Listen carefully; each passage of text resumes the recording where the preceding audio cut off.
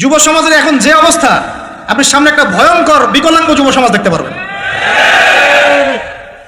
মস্তিষ্ক বিকৃত হয়ে গেছে এদের মোবাইল ফোন দিয়ে।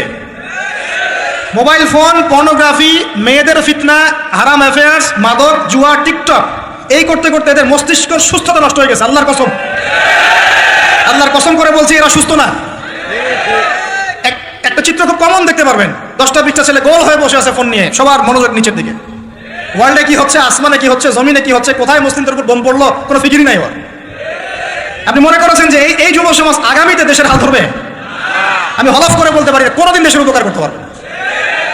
আপনি নষ্ট করে ফেলছেন যুব সমাজকে, নষ্ট করে ফেলছেন একদম। এদেরকে সুস্থতার দিকে নিয়ে আসতে হলে ইসলামী শিক্ষার কোনো বিকল্প নাই, নামাজের কোনো বিকল্প নাই।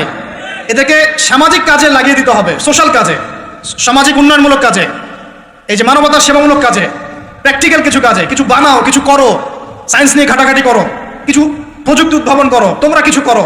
দেখেন আমরা যত কিছু ব্যবহার করি সব কিছু কিন্তু ইহুদি খ্রিস্টানদের। এই যে আমি যে মাইকে কথা বলছি, এই মাইকে ইসলামের বড় বড় কথা বলছি, এই মাইকটাও দেখা যাবে যে মুসলমান তৈরি করে নাই।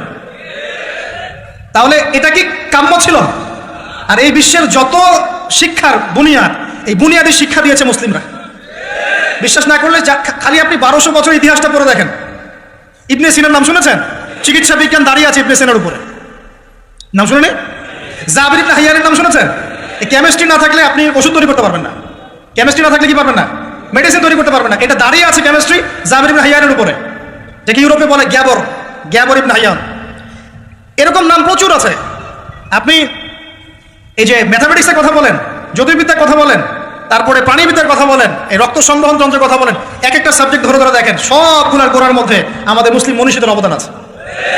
এমনকি এই যে পুরো বিশ্বের যে দর্শনগুলো চলছে, যত দর্শন, ফিলোসফিক্যাল থটস, আমরা ফিলোসফি পড়েছি, এই ফিলোসফিগুলোর গোড়ায় গিয়ে আপনি দেখবেন সব মুসলিম দার্শনিকদের নাম লেখা আছে। আমরা ইমাম গাজালির নাম জানি না, ইবনে রুশদের নাম জানি না, হ্যাঁ, আমরা অনেক কিছু জানি না। আসলে আমরা শেকড় ভুলে গেছি এখন। বিশ্বাস করেন, আমরা এই যে প্রযুক্তি, মোবাইল ফোন, টিকটক, মেয়েদের পিছনে ঘুরতে ঘুরতে, অ্যাফেয়ার, বাইক চালানো, আমরা আমাদের জীবনের লক্ষ্যই ভুলে গেছি। আল্লাহ পাক আমাদের যুব সমাজকে তাদের জীবনের লক্ষ্য বোঝার তৌফিক দান করুন। ভাই, আল্লাহ পাক আপনাকে এমনি এমনি সৃষ্টি করেন নাই, আমাকে এমনি এমনি সৃষ্টি করেন নাই। আল্লাহ পাক চান আমাদের কাছে আমরা যেন তার দ্বীনের জ্ঞান অর্জন করি এবং এই জ্ঞান অনুযায়ী আমল করি। এই আমলটা সমাজে ছড়িয়ে দেই, ইসলামের দাওয়াতের মেহনত ছড়িয়ে দেই, যাতে একটা সময় হলেও যেন আল্লাহর জমিন, আল্লাহর দ্বীন কায়েম হয়। এটা আল্লাহ পাক চান আমাদের কাছে। আল্লাহ পাক আমাদেরকে এই জন্য সৃষ্টি করেন নাই যে একটা মেয়ের জন্য আত্মহত্যা করে ফেলবেন। একদম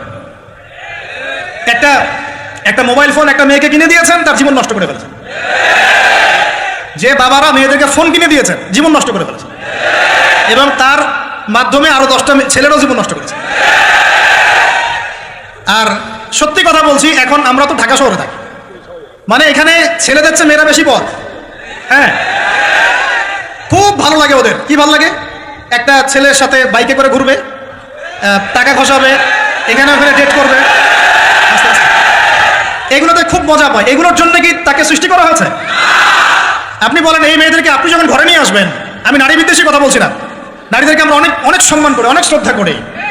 আমাকে জন্ম দিয়েছেন একজন নারী, আমাকে দিনের পথে চলতে আত্মবিশ্বাস যোগায় পিছন থেকে, ঘরের নারী যোগায় কিনা?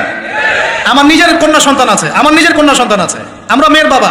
কিন্তু এখন যে টিকটক জেনারেশন মেয়েদেরকে আপনি তৈরি করছেন, ফোন হাতে তুলে দিয়ে ডেটিং করছে, বাইকের পিছনে ছেলের সাথে ঘুরছে, এখানে ওখানে ফ্রি ওপেন সেক্স করছে, কোনোদিন ধর্ষণের শিকার হচ্ছে, এই মেয়েদেরকে ঘরে নিয়ে আসার পরে এদের গর্ভ থেকে কি আপনি ইসমাইলের মতো সন্তান পাবেন?